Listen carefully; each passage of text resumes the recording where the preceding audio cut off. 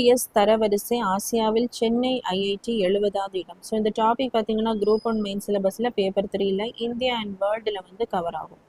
So இந்த QS தரவரிசை அப்படிங்கிறது ஆசிய கண்டத்தில் உள்ள அந்த உயர்கல்வி நிறுவனங்களுக்கான ஒரு தரவரிசை தான். ஸோ இதை யார் வெளியிடுவாங்க அப்படின்னா பிரிட்டனில் இருக்கக்கூடிய குவாக்கா ரில்லி சைமன்ஸ் அப்படிங்கிற நிறுவனம் தான் ஏசியாவில் இருக்கக்கூடிய அந்த உயர்கல்வி பகுப்பாய்வு தரவரிசையை வந்து வெளியிடுவாங்க. அதன்படி பார்த்தீங்க அப்படின்னா முதல் 100 கல்வி நிறுவனங்கள்ல 7 இந்திய கல்வி நிறுவனங்கள் வந்து இந்த தரவரிசையில வந்து வந்திருக்கு.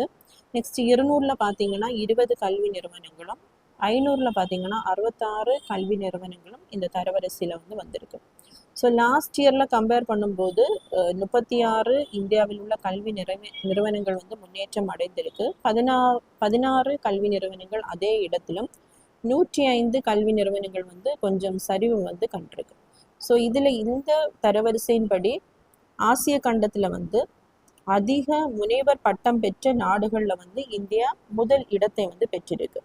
ஸோ இந்த உலகளாவிய இந்த ஆசிய கண்டத்தில் இருக்கக்கூடிய அந்த உயர்கல்வி நிறுவனங்களில் வந்து முதலாவதாக இருக்கக்கூடிய பல்கலைக்கழகம் வந்து ஹாங்காங் யூனிவர்சிட்டி. இது சைனாவில் இருக்கக்கூடியது.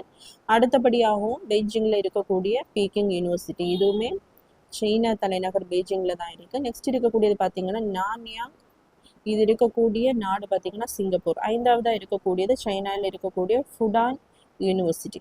ஸோ இந்தியா தரவரிசையை பார்த்தீங்க அப்படின்னா இந்த QX தரவரிசையில் 59வது இடத்துல வந்து டெல்லியில் இருக்கக்கூடிய அந்த ஐஐடி இருக்கு.